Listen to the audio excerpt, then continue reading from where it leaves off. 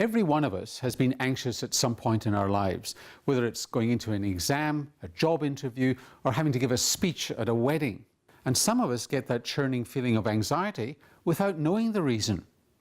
Today, the first of a three-part series into this troubling condition. It started with a massive panic attack and during a game of softball, and my life literally changed as I ran from home plate to first base, and I just had this overwhelming feeling of fear, and from first base to second base I had absolute gloom and my heart was hanging out of my chest, and running around, by the time I got to home plate I grabbed my bag, jumped in the car and headed for a hospital. Anxiety is getting much more recognised these days than it used to be. It's still that the typical person in the street doesn't really know what we mean by anxiety generally, and sufferers themselves, once you point out their anxiety, recognise it very clearly, but people often don't think of it as a problem or an issue. Anxiety is very much something that's part of the personality. It's something that kids are often largely born with, and they're like that very much across their lives. And so whenever you start to talk about anxiety, people will often say, well, I didn't realise that was a problem or an issue because it's just the way I've always been. What is the relationship between anxiety and depression? Anxiety and depression are very closely linked. Around about 60 to 80% of anxious people, whether it's children or adults, will at some stage also be quite depressed. We all get anxious from time to time, but where's the line in the sand where anxiety actually becomes an illness? Most experts would say it's where it's interrupting our lives, affecting our relationships, our studies, our work. And there is a view that some people are born with a tendency to anxiety. It's part of our personality, if you like. Whether anxiety is really a personality issue is a controversial and difficult concept. Certainly my personal view is that anxiety is very much a personality style. People who are anxious tend to be anxious. Most of them tend to say that they're always that way as long as they can remember, and they have a general way of looking at the world in terms of danger. They tend to perceive danger in the world. They tend to think that anything that they're not sure of will turn out badly. Medication actually works well for anxiety.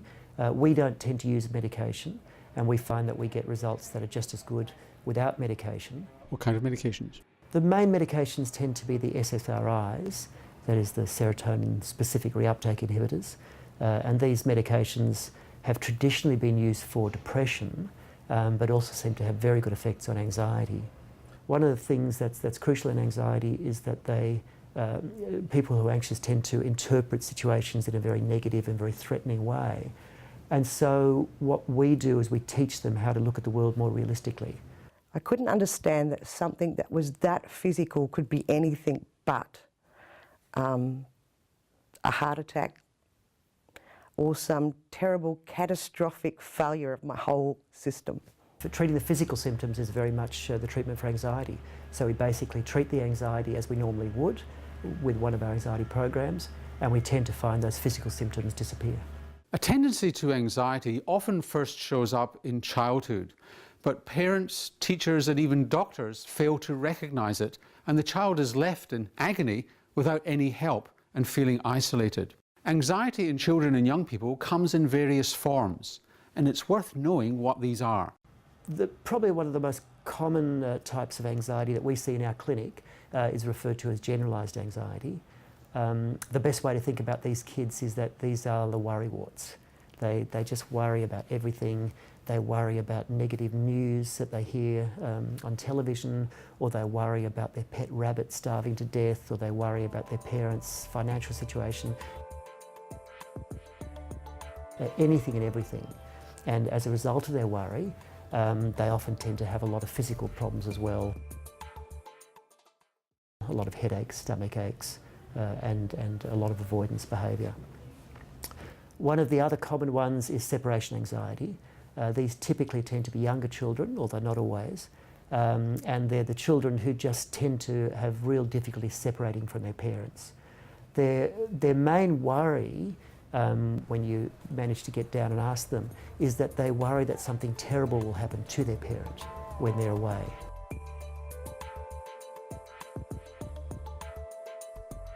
So they might worry, when I'm at school, mum will get attacked and killed by a burglar, or that dad will be in a terrible car accident and I'll never see him again.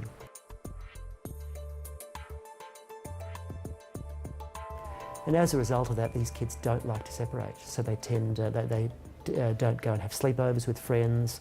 They often don't let their parents go out in the evenings.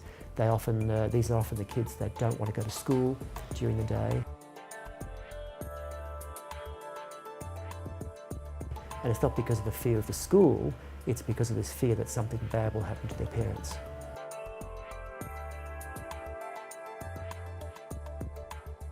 Probably the third big type of anxiety problem is social anxiety or social phobia. And these are the kids who are broadly described as shy. They're kids who worry very much about what other people think of them, and therefore they tend to avoid social interactions. And these are the ones who the teacher says is a quiet little lamb, golden child sitting at the back of the class. Absolutely. These are the ones that are often the model student, and the teachers love them because they sit very quietly, they do everything they're told, but a lot of that is coming from a basic fear that if I do the wrong thing, someone's going to think badly of me. And over the next 2 weeks on Tonic, we'll look at anxiety disorders in children and adolescents, what form they take and how they can be helped.